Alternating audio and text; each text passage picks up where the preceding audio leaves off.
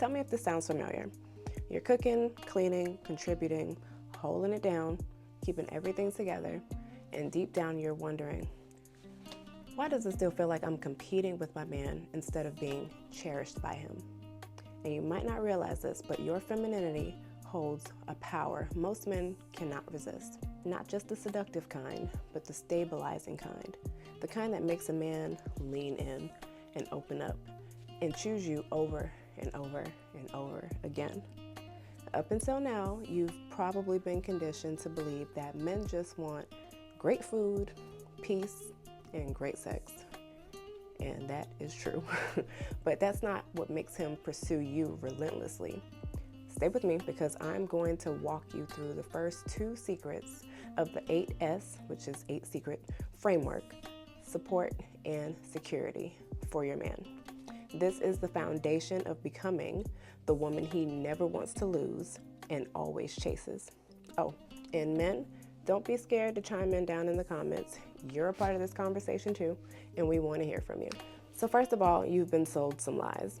You've been told that in order to be safe, successful, and respected, you must also be strong, independent, and in control.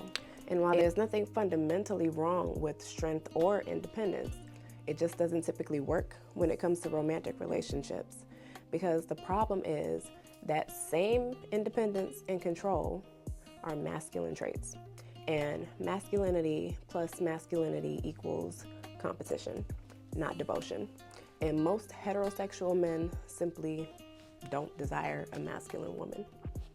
See, femininity is the complement to masculinity, not the competition. You don't want a soft life by yourself. You want to bask in your femininity with a man or attract one who's capable of protecting that softness in you. And here's the shift that makes men pursue you relentlessly. If you have strength, that's fine, keep it. But in your relationship, stop leading with that strength and start leading with your presence, with your softness, with emotional power instead of effort and doing. And that's what the 8 S's does. It shows you what to embody so your man feels both anchored and obsessed with you. And you feel honored, adored, and safe in your feminine energy. So today we're starting off with the base of everything. Who is giving your man the support and security he needs? So get out your pen and some paper, and men, drop some 100s in the comments if I'm telling the truth. And let's go. All right, girls, so secret number 1 is support. I need you to be his biggest cheerleader, not his critic. If you can be real with yourself for a second, you've likely been trained to scan for everything that's wrong. Am I right or am I right? You're looking for what he didn't do, what he forgot to do, what he could have done better. And because of that, you've become an expert at critiquing him, but a novice at celebrating him. But here's what you need to know. Masculine men are purpose-driven. Their nervous system is wired around asking themselves, am I winning or am I failing? And your words to him and how you communicate with him are data points. So right now, ask yourself, am I the woman who makes him feel like he's failing? Or am I the woman who makes him feel like he's winning? Because the woman who makes him feel like he's winning is the woman he pursues relentlessly. To begin to master the art of supporting him, you have to train your eyes, train your brain, train your whole being to catch him doing the right things. And a quick example of criticism. You never spend time with me anymore. With that, you're asking him to meet a need you have by looking at your perception of what he's not doing, and he's not going to respond to that well. So instead, I want you to try, I love how hard you work for us. I also really miss you and miss spending time with you. Can we plan a date night this week? See how that communicates the same need, but it's 2 different energies. One is critical and masculine. The other is supportive and reaffirming. It's feminine. He already has the masculine on lock, and he'll never tell you this, but he yearns for your softness. Now, here are 3 dimensions of support that I want you to learn. The first is admiration for who he is. You need to admire your man. Something like, I love how protective you are of our family. The way you stay calm under pressure makes me respect you so much. See how that works? Number 2 is appreciation for what he does. Something like, I know you had a long day today and you're tired, but thank you for taking care of the car today.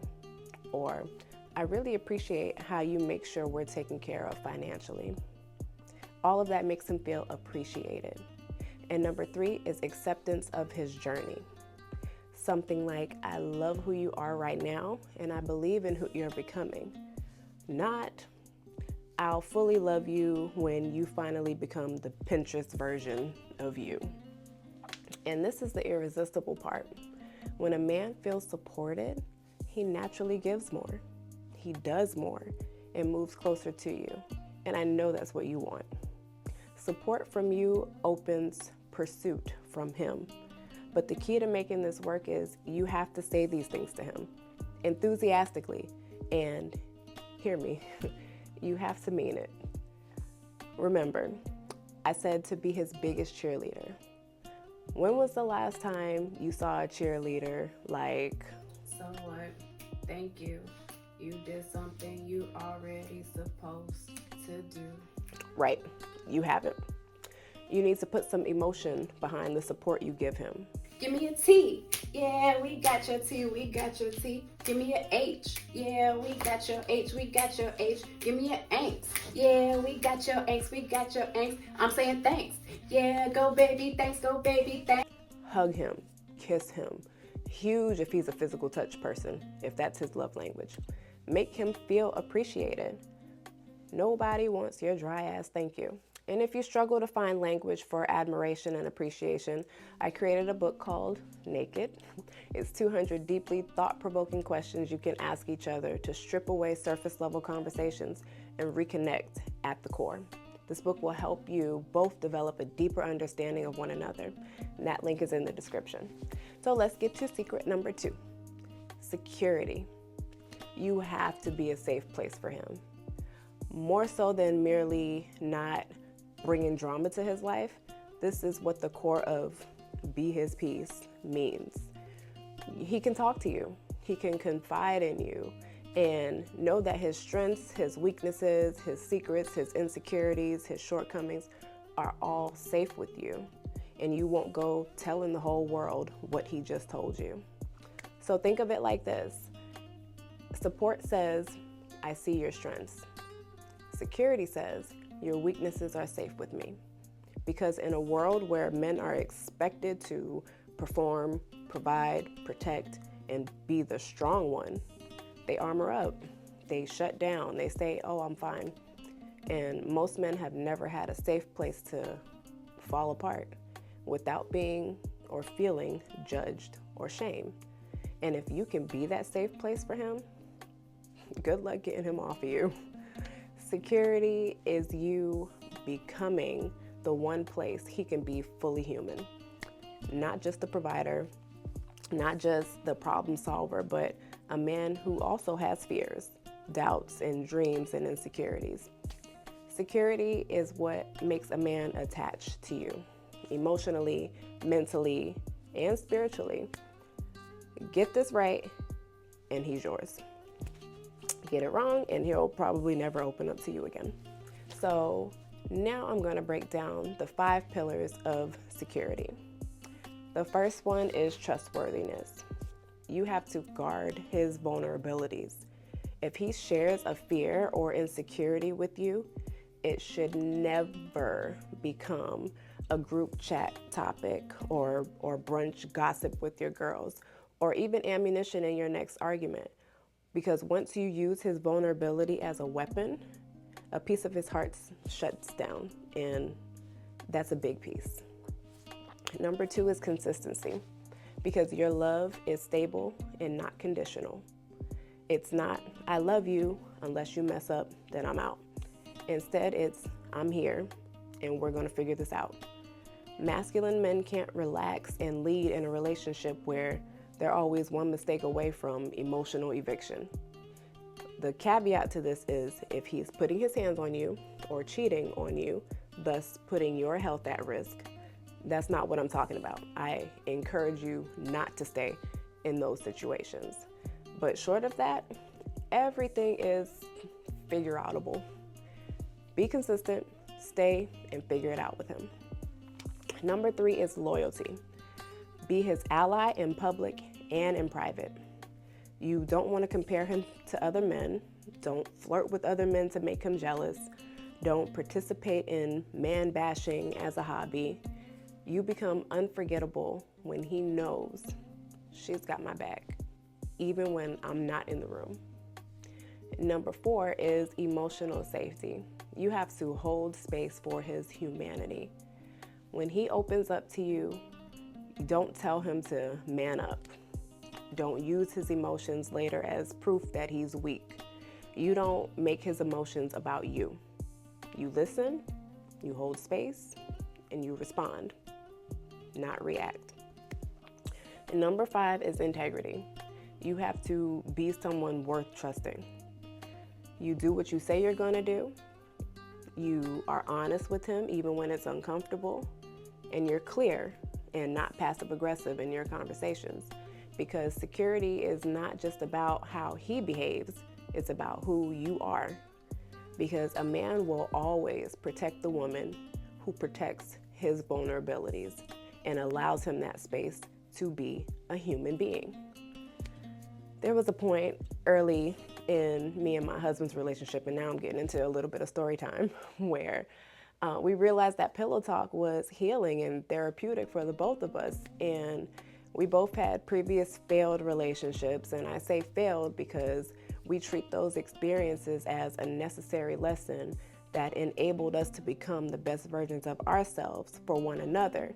So we're very much appreciative of those failures because for us, the blessing was disguised as a lesson. But he's been able to open up to me about past traumas in a way that you typically only see in therapy. And it's such a beautiful experience when your person feels that safe with you because you had the capacity and the mental fortitude to hold that space for their experiences in life, and you allowed them to be themselves with you. So if this is hitting home, if this is hitting some nerves, but also making some things make sense, hit subscribe, tap like, and in the comments tell me, are you most naturally supportive or naturally critical? And tell the truth. No judgment, just awareness. You need to be aware of where you need to improve or make the necessary steps to make him feel like he needs to feel. And I'm going to challenge you to every day this week, give him one genuine admiration for who he is, one genuine appreciation for what he does, one acceptance statement like, I love you exactly as you are, and I'm excited to see who you're becoming. And then do a quiet security audit. Have you ever used his vulnerability against him, threatened to leave in every argument, talk badly about him to your family or friends? If so, I need you to decide what changes you're going to start today. And if conflict is where everything tends to fall apart for you, even when you love each other, I created a couples conflict converter, a step-by-step process that turns any conflict into cohesion in minutes, not months. It's perfect if you're tired of having the same argument over and over again. And that link is also in the description. So, girl, support and security are the root system of your relationship. Without them, nothing else we're about to cover will stick. So next week, we're going to get into the most controversial part of the 8 secrets, surrender, which can be used interchangeably with submit, and softness. This will be all about how to release control without losing yourself and why your softness is actually your superpower. So remember, soft is not weak, soft is your superpower. And I will see you in the next video. So what? Thank you. You did something you already supposed to do.